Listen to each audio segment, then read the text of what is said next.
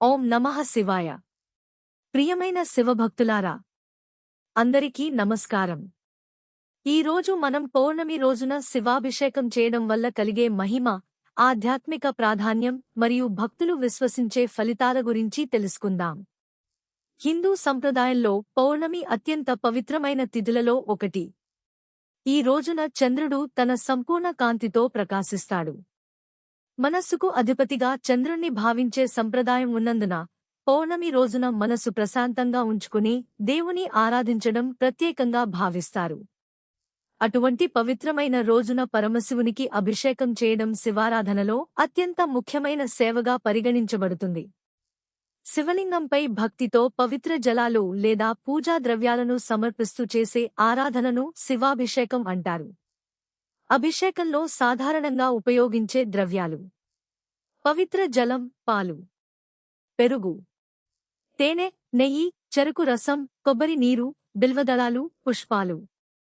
ప్రతి ద్రవ్యానికి ప్రత్యేకమైన ఆధ్యాత్మిక ప్రాముఖ్యత ఉందని శైవ సంప్రదాయం వివరిస్తుంది. పౌర్ణమి రోజున శివాభిషేకం ఎందుకు ప్రత్యేకం? పౌర్ణమి రోజున చంద్రుని ప్రభావం అధికంగా ఉంటుందని విశ్వసిస్తారు. శివుడు తన జటాజూటంలో చంద్రుణ్ణి ధరించిన చంద్రశేఖరుడు. అందువల్ల ఈ రోజున శివుని ఆరాధించడం ఎంతో మంగళకరమని భక్తులు భావిస్తారు. శివాభిషేకం వల్ల కలిగే ప్రయోజనాలు: భక్తుల విశ్వాసం ప్రకారం మనశ్శాంతి కలుగుతుంది, ఇంటిలో సుఖశాంతులు పెరుగుతాయి, కుటుంబ సభ్యుల మధ్య ప్రేమాభిమానాలు బలపడతాయి, ఆధ్యాత్మిక చింతన పెరుగుతుంది, ప్రతికూల ఆలోచనలు తగ్గి సానుకూల దృక్పథం ఏర్పడుతుంది. శివుని అనుగ్రహంతో ధైర్యం, ఆత్మవిశ్వాసం పెరుగుతుందని భక్తులు నమ్ముతారు. ఆరోగ్యంగా, ప్రశాంతంగా జీవించేందుకు దైవబలం లభిస్తుందని విశ్వసిస్తారు. ఈ ఫలితాలు భక్తి సంప్రదాయాలలో చెప్పబడిన విశ్వాసాల ఆధారంగా పేర్కొనబడుతున్నాయి. శివాభిషేకం ఎలా చేయాలి? ముందుగా స్నానం చేసి పరిశుభ్రమైన వస్త్రాలు ధరించాలి. శివలింగానికి పవిత్ర జలంతో అభిషేకం చేయాలి. తర్వాత పాలు, పెరుగు, తేనె, నెయ్యి లేదా ఇతర పూజా ద్రవ్యాలతో భక్తితో అభిషేకం చేయవచ్చు. బిల్వదళాలను సమర్పిస్తూ ఓం నమః శివాయ మంత్రాన్ని జపించాలి. అంతటా దీపారాధన చేసి పుష్పాలు సమర్పించి ప్రార్థన చేయాలి. బిల్వదళాల ప్రాముఖ్యత: శివారాధనలో బిల్వదళాలకు ప్రత్యేక స్థానం ఉంది. శివునికి బిల్వపత్రాలు సమర్పించడం అత్యంత పుణ్యకరమైన సేవగా శైవ సంప్రదాయంలో భావిస్తారు. భక్తితో సమర్పించిన ఒక్క బిల్వదళం కూడా పరమశివునికి ప్రీతికరమని పురాణాలలో చెప్పబడింది. పౌర్ణమి రోజున జపించదగిన మంత్రం: ఓం నమః శివాయ. ఈ పంచాక్షరి మంత్రాన్ని భక్తితో జపించడం ద్వారా మనస్సు ఏకాగ్రత పొందుతుందని, ఆధ్యాత్మిక ప్రశాంతత కలుగుతుందని భక్తులు విశ్వసిస్తారు. ప్రియమైన భక్తులారా, పౌర్ణమి రోజున భక్తిశ్రద్ధలతో శివాభిషేకం చేయడం అనేది శివారాధనలో ఒక పవిత్రమైన ఆచారం. భక్తితో చేసే ప్రార్థనే సమర్పణ.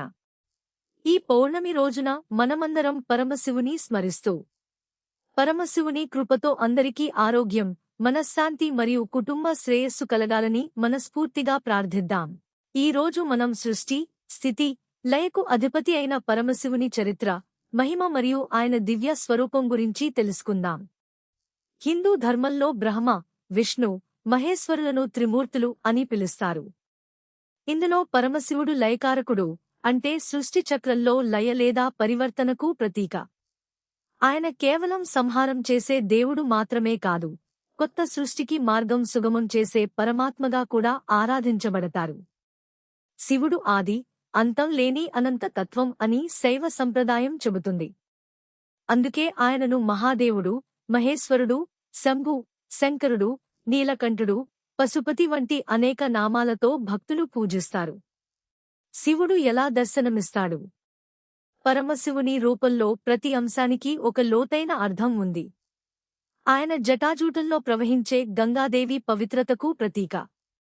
ఆయన తలపై అలంకరించిన చంద్రుడు మనస్సు, ప్రశాంతత మరియు కాలచక్రాన్ని సూచిస్తాడు.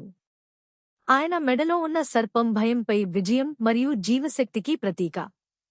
నుదుటిపై ఉన్న మూడవ కన్ను జ్ఞానానికి, అజ్ఞానాన్ని నశింపజేసే దివ్యశక్తికి సంకేతం. ఆయన చేతిలోని త్రిశూలం సృష్టి, స్థితి, లయలను సూచిస్తుందని భావిస్తారు. డమరుకం నుండి ఉద్భవించిన నాదమే సృష్టి ప్రారంభానికి సంకేతమని ఆధ్యాత్మిక గ్రంథాలు వివరిస్తాయి. నీలకంఠుడు ఎలా అయ్యాడు? పురాణాల ప్రకారం దేవతలు మరియు అసురులు కలిసి క్షీరసాగర మథనం చేసినప్పుడు ముందుగా హాలాహల విషం బయటకు వచ్చింది. ఆ విషం ప్రపంచాన్ని నాశనం చేసే ప్రమాదం ఏర్పడింది. అప్పుడు సమస్త లోకాలను రక్షించడానికి పరమశివుడు ఆ విషాన్ని తన కంఠంలో ధరించాడు. ఆ విషం కారణంగా ఆయన కంఠం నీలం రంగులోకి మారింది. అప్పటినుండి ఆయనను నీలకంఠుడు అని భక్తులు ఆరాధిస్తున్నారు. ఈ సంఘటన పరమశివుని త్యాగానికి, లోకక్షేమం కోసం చేసిన మహోన్నత కార్యానికి ప్రతీకగా చెప్పబడుతుంది. శివపార్వతుల దివ్య కళ్యాణం. హిమవంతుని కుమార్తె పార్వతీదేవి పరమశివుని పొందడానికి ఘోర తపస్సు చేసింది. ఆమె భక్తిని చూసి పరమశివుడు సంతోషించి ఆమెను వివాహం చేసుకున్నాడు.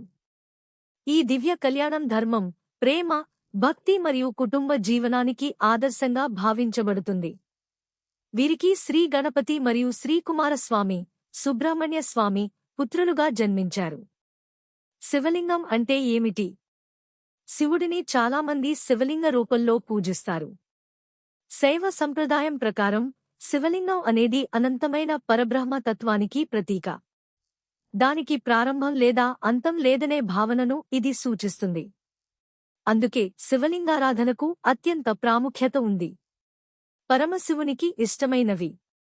పరమశివునికి బిల్వదళాలు, పవిత్ర జలం, పాలు, విభూది, రుద్రాక్షలు అత్యంత ప్రీతికరమైనవిగా భక్తులు భావిస్తారు. ఓం నమః శివాయ అనే పంచాక్షరీ మంత్రాన్ని భక్తితో జపించడం ద్వారా మనస్సుకు ప్రశాంతత, ఆధ్యాత్మిక చింతన పెరుగుతుందని విశ్వాసం. 12 జ్యోతిర్లింగాలు. భారతదేశంలో సోమనాథ్, మల్లికార్జున, మహాకాళేశ్వర్, కేదారనాథ్, కాశీ విశ్వనాథ్, త్ర్యంబకేశ్వర్, రామేశ్వరం వంటి ప్రసిద్ధ క్షేత్రాలు ఉన్నాయి. ఈ క్షేత్రాలను దర్శించడం ఎంతో పుణ్యప్రదమని భక్తులు విశ్వసిస్తారు.